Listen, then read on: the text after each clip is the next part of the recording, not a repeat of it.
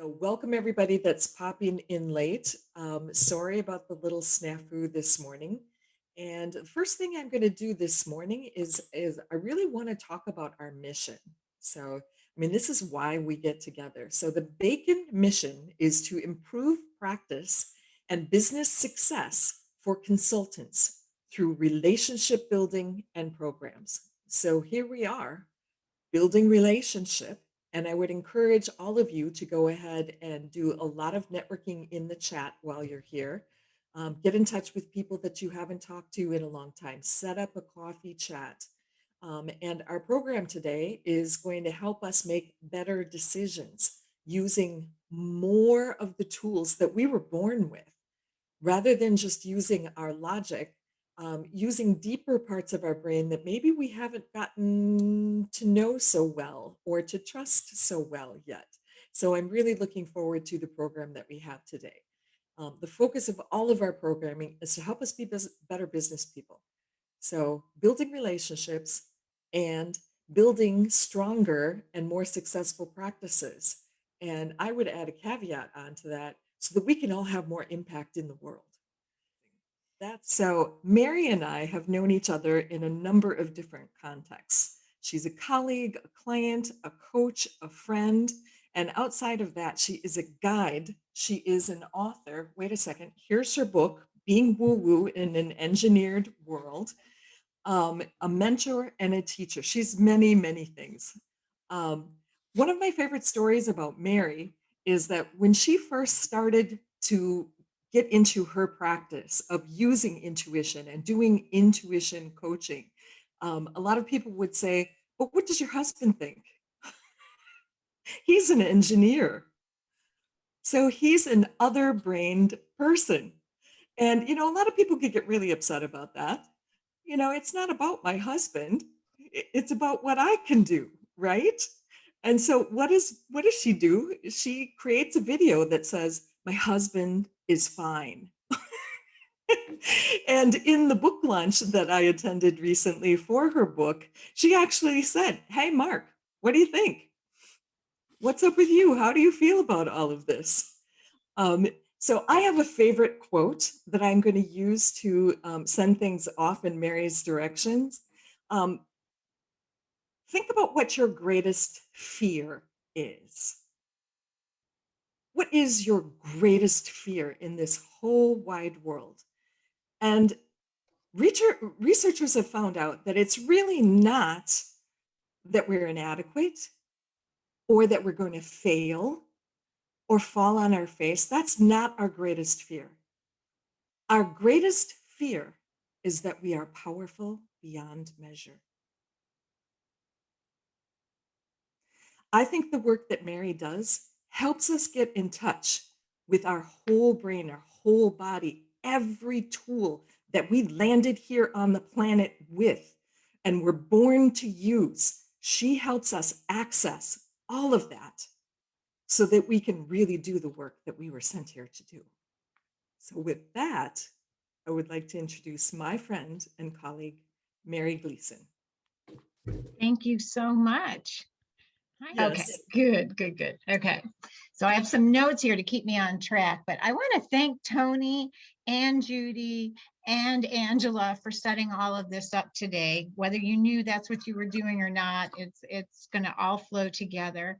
So let me just start by saying I am an out and proud woo-woo executive.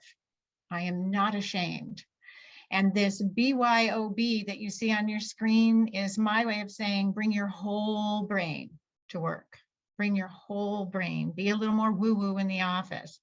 And I know it can be insulting to some people. It's not my intention to say, but did you make a whole brain decision? Did you bring your whole brain? But there's a couple reasons I do that. And one of them is because a lot of people don't. And I want you to, because when you make whole brain decisions, you make better decisions. And when you make better decisions, you save time and money. And when we're in business, we don't have time to dig out from bad decisions. We want to keep going. And so good decisions lead to greater productivity and profitability. This is always my goal, to help you create expanded awareness to create forward momentum. And this is kind of what Tony was saying, is the empathy and whatnot. The more you expand your awareness around your intuition, the more information you're going to pick up about what's happening around you. And it's going to help you move forward in ways that make sense, and you can get people on board. And I'm not here about necessarily the whole crowd, but I'm talking about if you can tap into your intuition, it will have a very positive ripple effect in everything you're trying to do. So I'm going to tell you a little bit more about me and how I got into this thing called executive intuition coaching, because as you probably guessed, nobody sat up one morning when they were 8 and said, when I grow up, I want to be an executive intuition coach. And then I want to share a little bit about why I think it can help you. And then I have a little special offer at the very end. And in the meantime, hopefully we'll have plenty of time for question and answers. Feel free to interrupt. That's the fun part. Ask your questions. So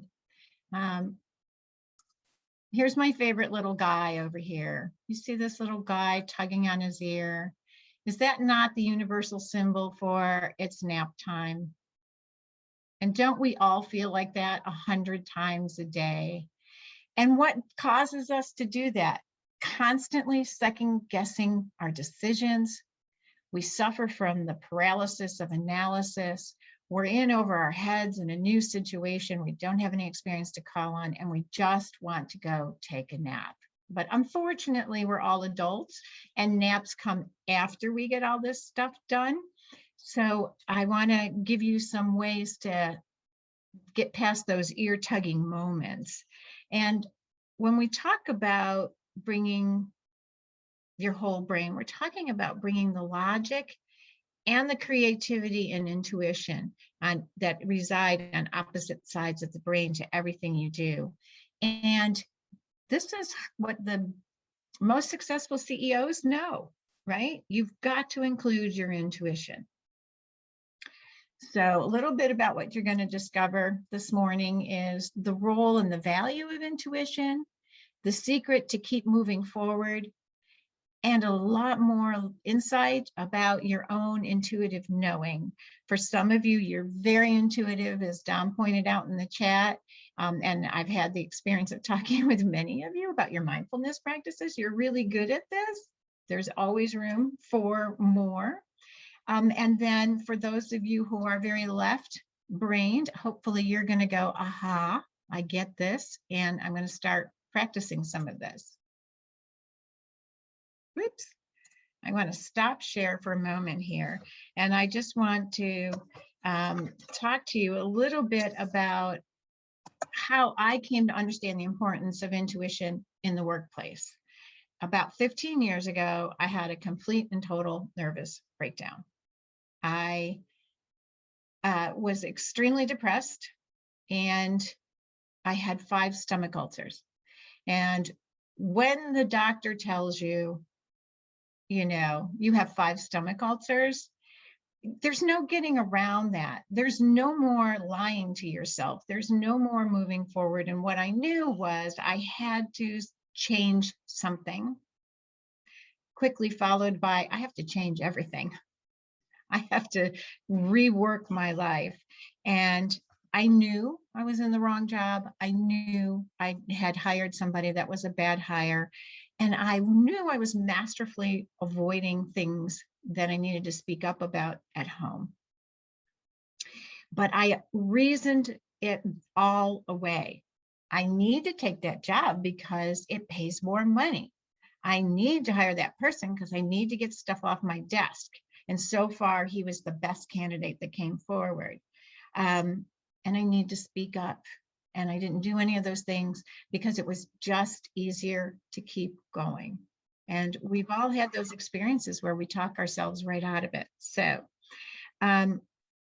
what I came to learn in my recovery, which required me to quit my job and to basically give up most foods and everything else, was sitting in that silence, all the intuition that came forward for me.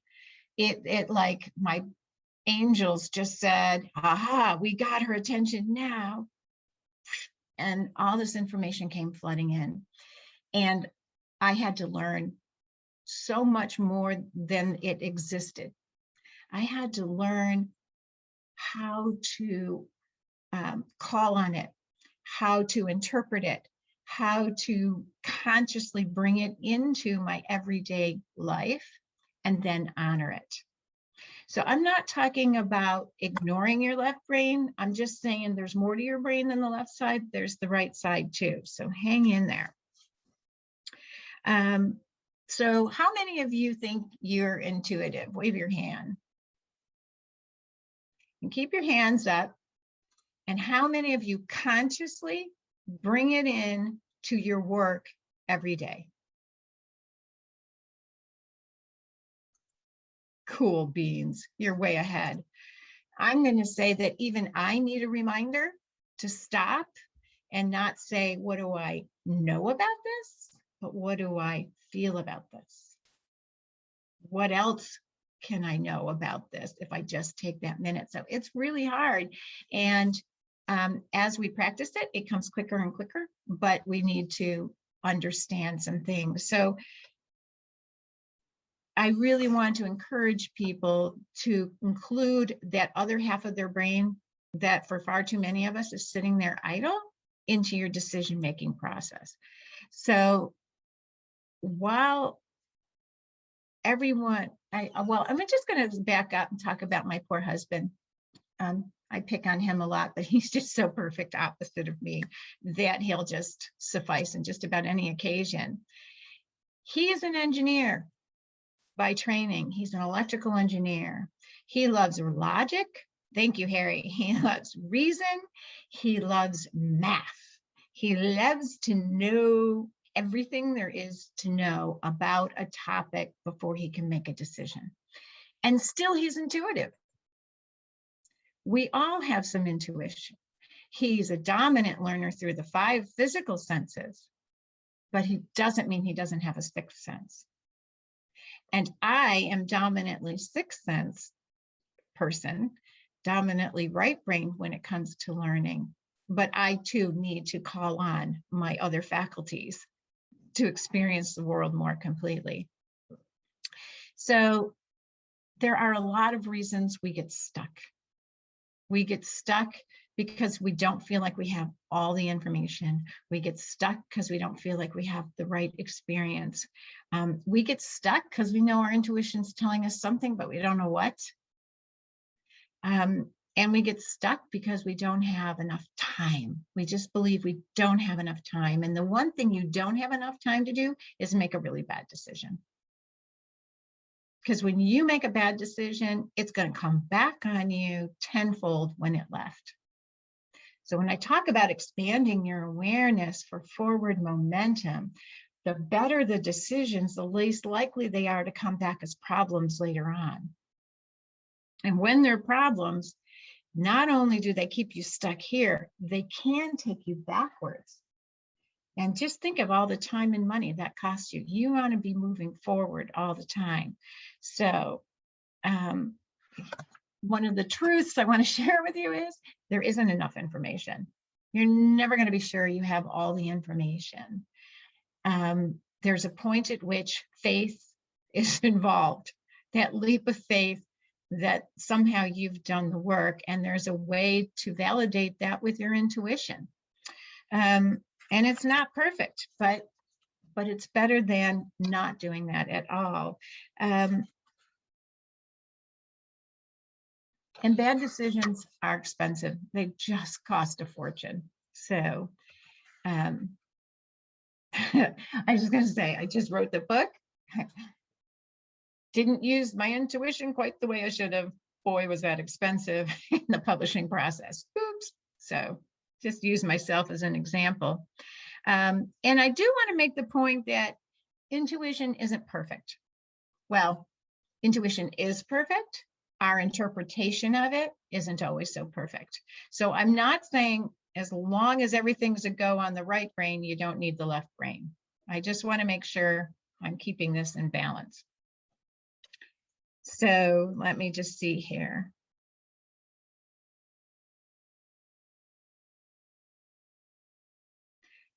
So for me, I knew before I took that last job, I should never have taken it. I knew it.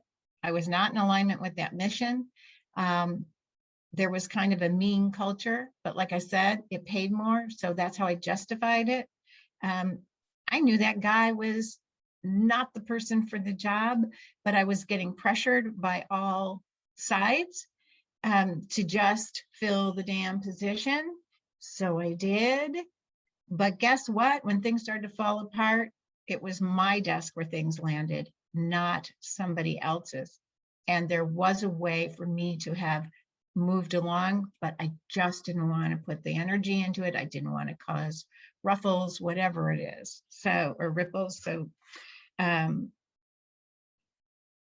with all of this stuff caving in on me and all of this new information, it was so much easier to see where and how my intuition was trying to get a hold of my attention.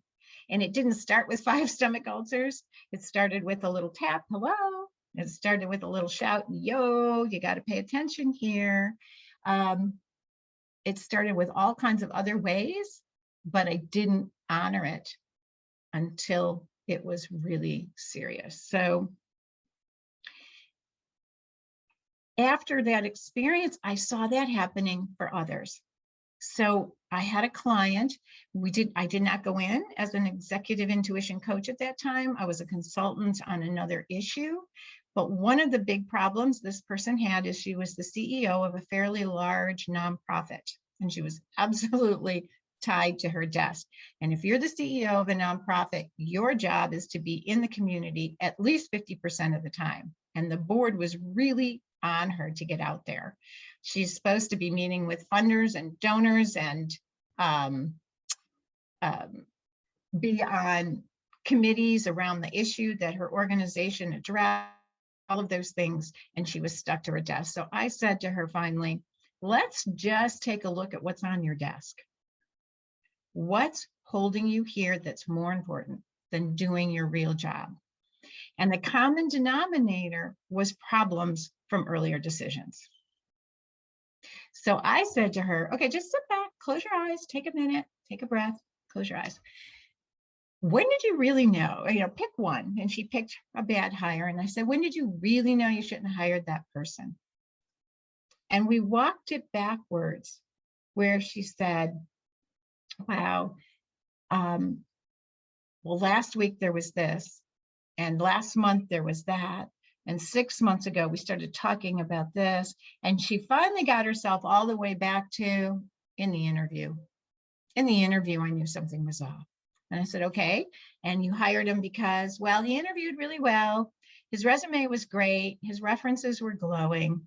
And I said, and how did you know not to hire him? And she said, he made my stomach hurt. Okay. Now take the next problem. And so she did. And it was a program that was expanding far too rapidly. And I said, when did you really know you should have pulled the plug on that? When did you really know it was sucking all the resources? And she said, oh, 6 months ago. And I said, and how did you know it? How else did you know it besides the data? And she said, I couldn't breathe. I just couldn't breathe. And I said, your stomach, your anxiety in your chest, that's your intuition. Why did you ignore it? What's your intuition telling you now? And how can we start moving you forward? And I know I'm talking about the left and right brain, but our bodies are the biggest barometer of tapping into our intuition. It feeds it right up into our right brains. And so we had a lot of talk then about her intuition. The difference in intuition too that I want to say is that it's not enough to be intuitive or enough to say, oh shoot, sorry. It's not enough to just say you're intuitive or to tell people, do the gut check, because it doesn't mean anything. You need to know how your intuition shows up for you. You need to know how to interpret it, and you need to know how to trust it. And that's why I work with the whole body. Now I'm going to screen share again. Hold on. I can make this happen. I have the technology. Okay, share. I just want to give you this graphic for a little bit about your brain. The right brain or left brain, excuse me, is your COO, your CFO, Chief Operating, Chief Financial Officer. That part of your brain can tell you all of what is. It can tell you the trends, it can tell you the numbers, the finance, the timelines, the schedules, the man hours. It can tell you all of that stuff you need to know. Your right brain is your CEO. Your right brain says, thank you very much, COO. I'm going to take it and take that information. And now the question is, what do I want to do with it? Do I have all the information I need to make a good decision? Is there a way to apply this in a new way? Is there a way that keeps us moving forward? So if you look at corporations, very rarely do you see a CFO assume the CEO position, because it's a different skill set. And we have both skill sets in our brains. We just need to learn to trust that colorful side. What I like to say is all the data is in the left brain and all the solutions are in the right. You've got to bring that stuff over. So I have a little exercise for you guys. I'd love it if you just sat for a moment with your feet on the floor, feeling oh so grounded, and just think of one problem or one decision, excuse me, that you need to make. It can be personal, it can be professional, it can be business-wise, it can be big, it can be small, but just think of that one issue before you, that one decision. And I want you to just go to your left brain and make a bullet point list about what you know about it. Maybe you know approximately what it's going to cost, you know approximately how long it's going to take, you know approximately what the trends are around this, whatever it is that you know. And you don't have to go into detail, just a quick bullet point list.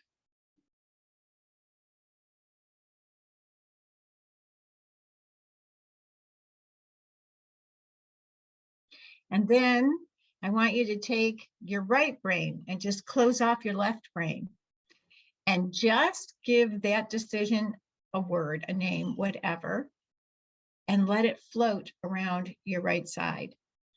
And just notice what pops into your mind. Is it pictures? Is it song lyrics? Is it a specific word? Just notice. You don't have to do anything with it, just notice it.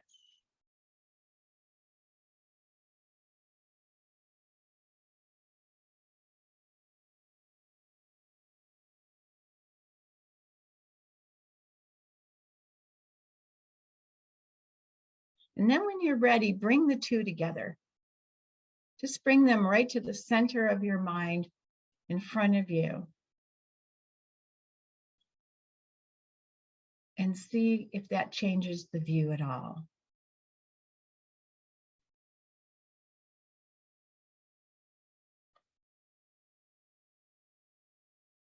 Did anybody have a hard time with that?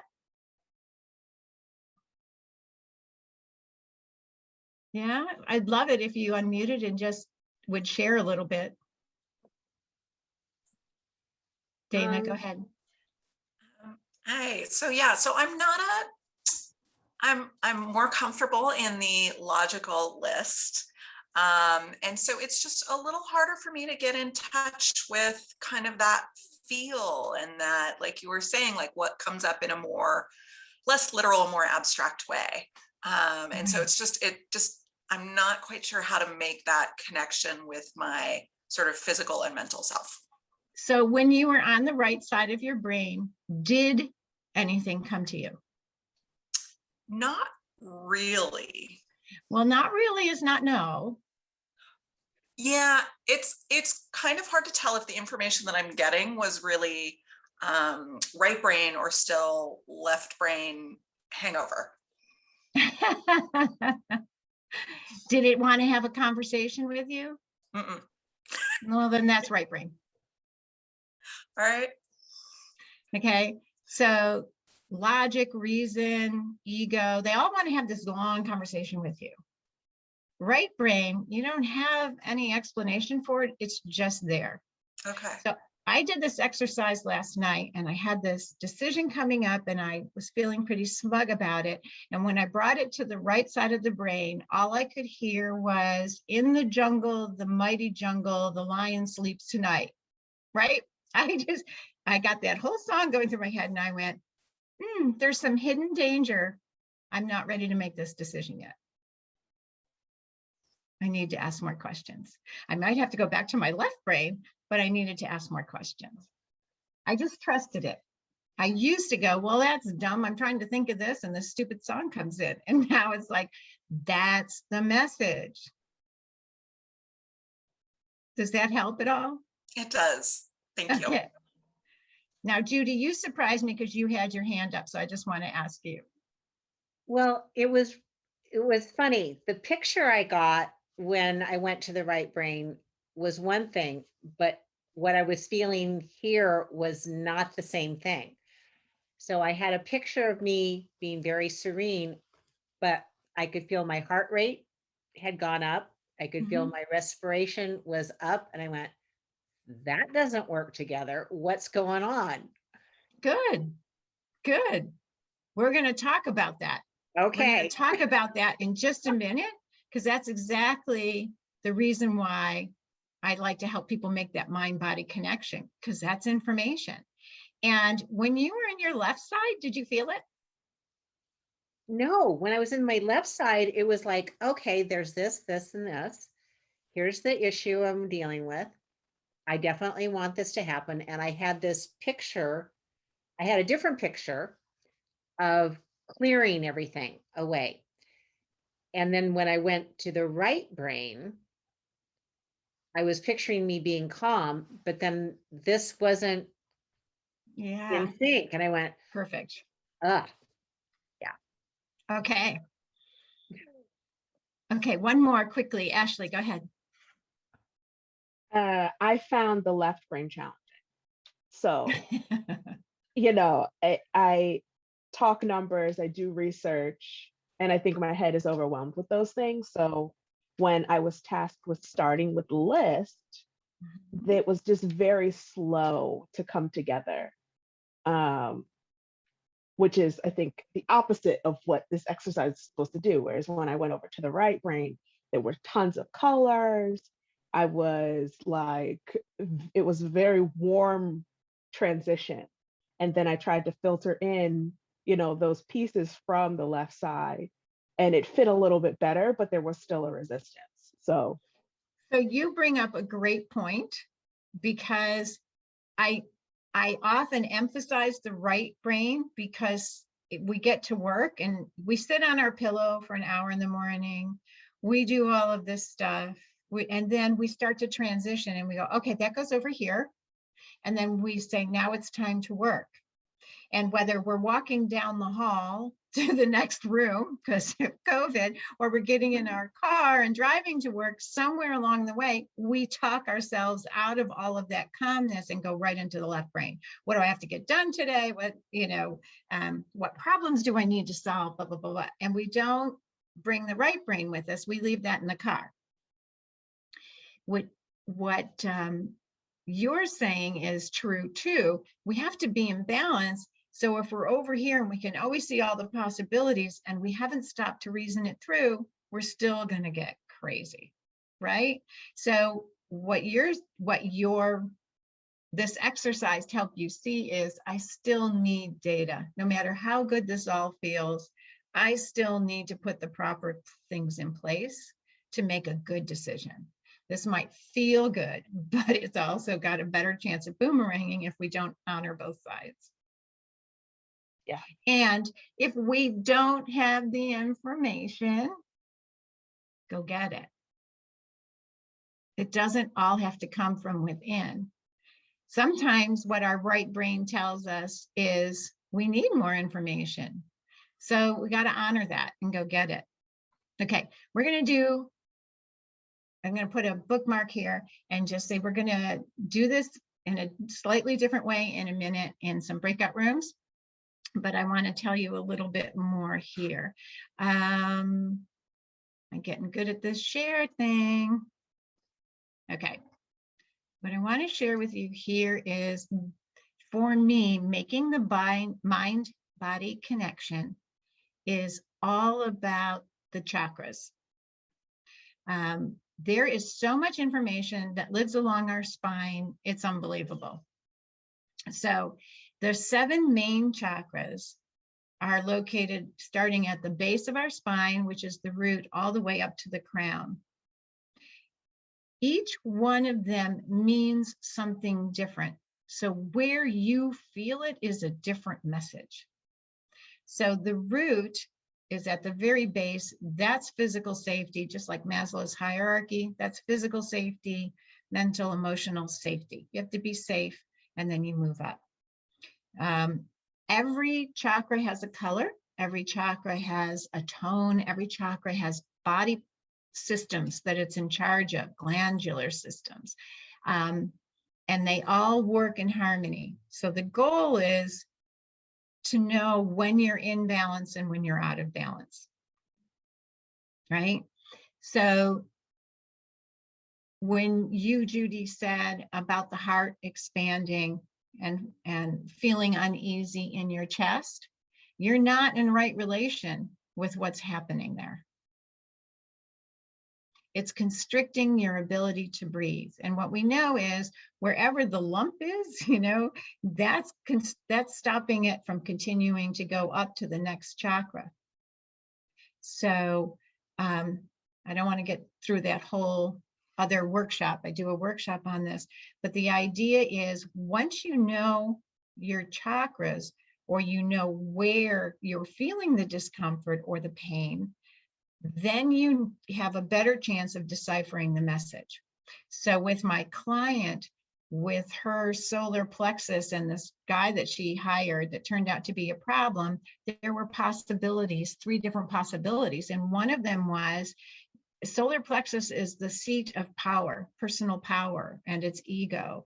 And, for me, my solar plexus turned into a sieve, and I was just giving it all away all the time through these altars. For her, it could have been that this guy threatened her. It could have been that this guy was going to zap all of her energy. It could have been that she was picking up on his ego and it wasn't right. It wasn't right-sized for the job, kind of thing. But knowing where that pain was could give her that sense of where to begin to decipher, right? What the message is, and maybe it would be, I'm going to call some informal references, or maybe it would be, I'm going to put it on hold. I'm going to go back to candidate number 2 and see if what my feelings are about that person, whatever it is, but don't make that decision this minute because something's out of alignment. So, one thing with the chakras is the colors are the same as the rainbow, Roy G. Biv, right? Red, orange, yellow, green, blue, indigo, and violet. So if you know your rainbow colors, you will know the order of the chakras.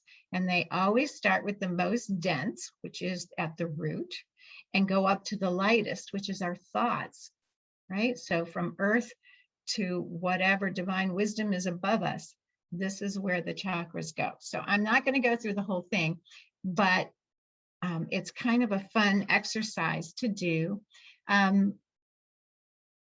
Volker, I don't know if you or Ulrika has it, but if you could put the handout in the chat, that would be great.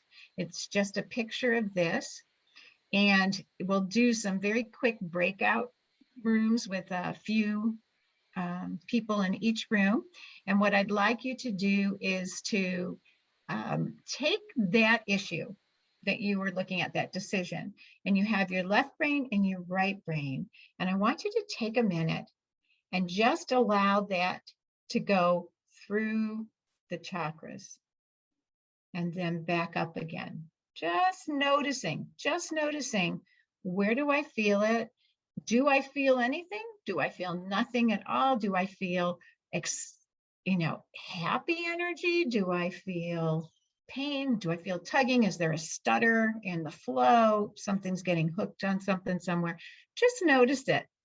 And then if you're willing to share with the other person what that was like for you, when we come back, hopefully we'll have a few examples from people that are willing to share. You don't need to memorize this, but I'm putting in the chat the diagram so you can just say, oh, that feels about mid-chest. That feels in my lower gut, whatever it is, and see what happens. Actually, I would like to just make a comment on our little group. I was with Kate Fitzsimmons, and oh my God, I can't. Oh, I'm just totally blocking who the other person was. Oh, Sheila Meyerson, of course. Sheila. Right. And so one of the things that we were talking about at the end, once we kind of all went and talked about where we're feeling pressure, stress, sensation, is then we said, well, what do we do with it? Once we feel it, what do we do with it? And we were talking about, do we want to have it come up? Do we want to have it go down? What do we do with these sensations to alleviate the stress and the blockage? Good. So it's kind of the flow, up and down flow. And at the shameless self-promotion, I have a whole workshop on just that kind of thing. But I love the part where you got in touch with where it is, right?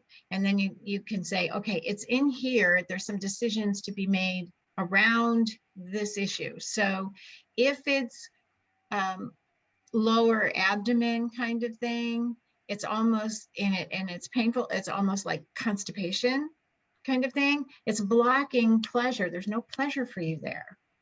There's no sense of flow. The element is water and it's not flowing kind of thing. So you're out of the flow isn't there for you. There's a whole lot to be said for, is it in the lower chakras or the upper chakras? And that sort of thing. So I'm trying to think, we had an example. Oh, no, I can't remember whose example it was about the deck, building a deck. Ginny, thank you. So if I'm going to tell on you a little bit, and she was saying, right brain, no problem, left brain, totally gone. How do I do this? How do I do this? And I said, but where do you feel it? And she said, I have a headache. I have a headache. And it's like, okay, you're stuck up here. It's not about whether or not you want to do it. It's the absolute need to know how the heck it's going to get done. And that's not your fort. So if you got somebody who builds decks to help answer all of that, do you think your headache would go away? And if you just sit with a minute and you think about, oh, I just need somebody who knows how to do decks and they'll tell me how much to order and all this other stuff, do you feel the pressure go away from your head? So you have to play with it for a little bit. Who else wants to share? Thank you, Jenny. Sheila. My question is a little bit related to Shelley. I was in the group with her. I kind of don't know what to do with it, with the information of where I feel it.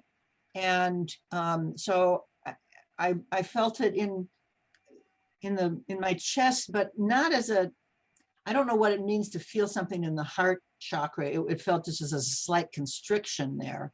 And in my throat, which is where I often feel it. But I know I actually realized even before, when you did the earlier exercise, before you put us in breakout groups, I realized what it is that I need to do, and I'm fine with that.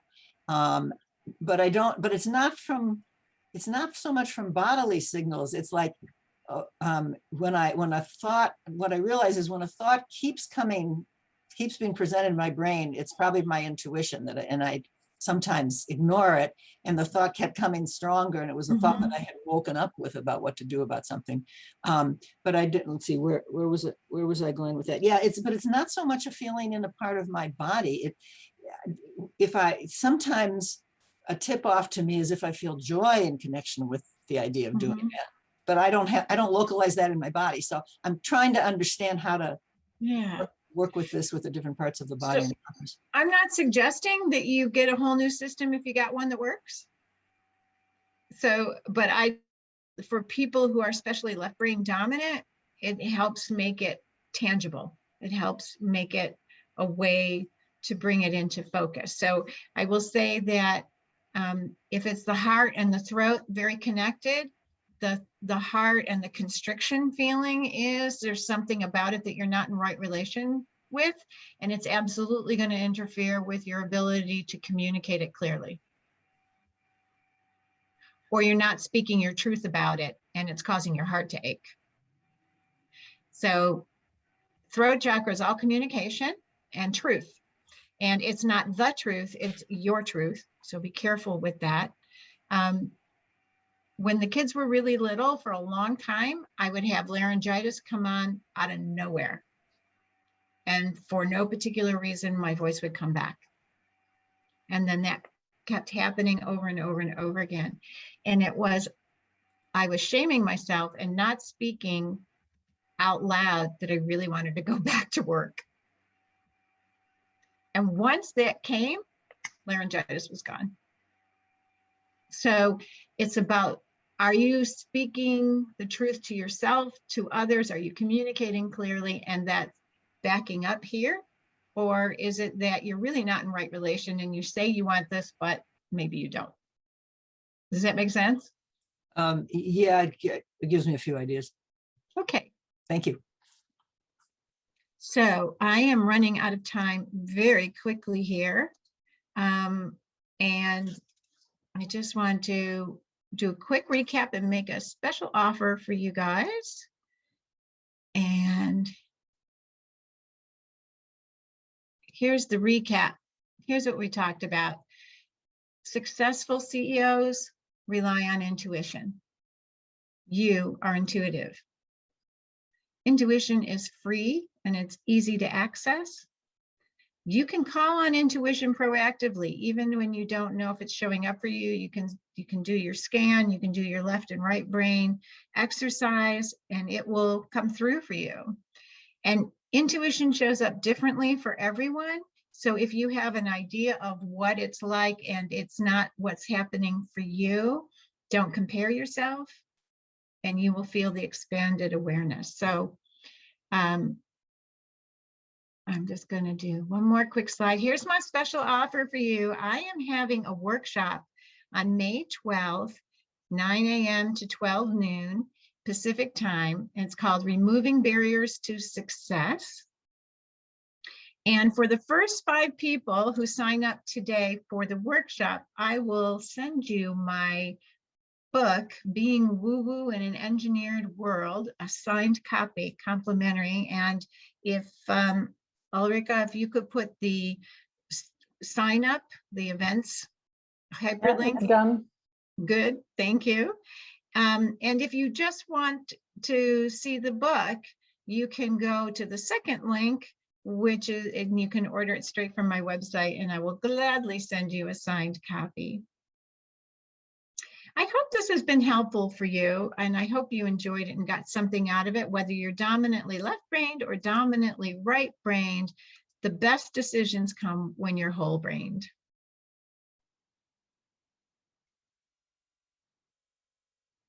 So awesome. Thank you so much, Mary. That was amazing. And one of the things that I want to say to everyone is, this is not something that you're going to take away from this meeting and immediately know all there is to know about it. This is a practice, just like when we were talking about meditation and empathy. It is a practice. It is something that you work at a little bit all the time. And I think all of us, even those of us who think of ourselves as being intuitive, have a long ways to go to befriend our intuition and learn how to trust it in a way that we can make better decisions. The pandemic has been really hard on us decision-wise. We've had to make way too many decisions and decisions that we've never had to make before. And we're really suffering from decision fatigue, and that makes us sloppy. It makes us make decisions quickly because we want to get them off our plate. I think right now is a time for all of us to be making decisions that are really going to serve our future. And Mary, go ahead and call on people so they can Oh, unmute I'm sorry. themselves. Oh, is it Yale? Yale? Yael? It's Yael. Yael, thank you. This is going to be a tough question. I've always been a right brain person. I always go with my gut. And so I respect that. And I also try and respect people who are left brain. A lot of people in my life are. And what I've been noticing lately, last several years, is I have a problem with people who are also intuitive and go with their gut, but are on the other side of the political spectrum from me. You know, we've just gone through years of leadership not paying attention to facts and science, and you know, and I'm saying to myself, well, I go with my gut, so how can I criticize other people who are going with their gut and not paying attention to facts and science and data? And so I'm struggling with that. So there's Yeah. a tough question. So, you know, all I can say is that your intuition is there to help you. It's to help you accomplish what you want to do. It's for your greatest good and highest purpose. Their intuition is there for them and what they want to accomplish.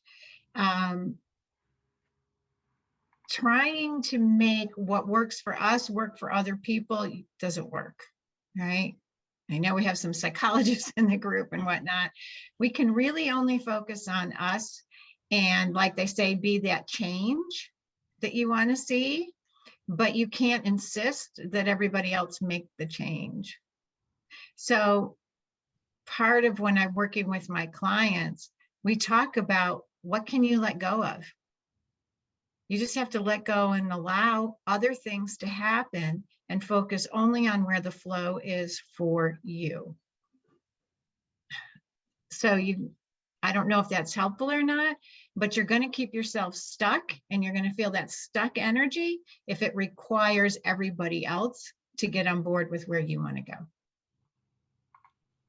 Okay. Yeah, well, what I notice is it's very easy for me to make big life decisions by using my intuition. It's much harder on the little everyday decisions. Those are the ones where I get stuck in my head. Okay. Thank you. And I saw somebody else's hand was up and now I can't find them on my multiple screens here. Just jump in. Sandra has her hand raised. Thank you, Sandra. Hi. So I've been a corporate consultant for many years, and I also teach intuition. So I use that a lot. I teach meditation, use that a lot in my work. And oftentimes when I help a high-level manager access their intuition and help it make a decision, then they've got to explain it to the board. That could be a very interesting time. What do you recommend to them to help them with their wording about why something needs to change because their intuition disagreed with the facts and figures? You know, every board is different, every set of demands is different. There comes a time when you have to decide, is this important enough for you to pursue with the board? I like to encourage my executives to invite others into the conversation, not just what do you know about it, but what do you feel about it? What do you really think about it? And sort of without drawing it out, get them from the left to the right brain and bringing them together in a group setting. I think though, really responsible executives need to say to the board, here's the information and something's off.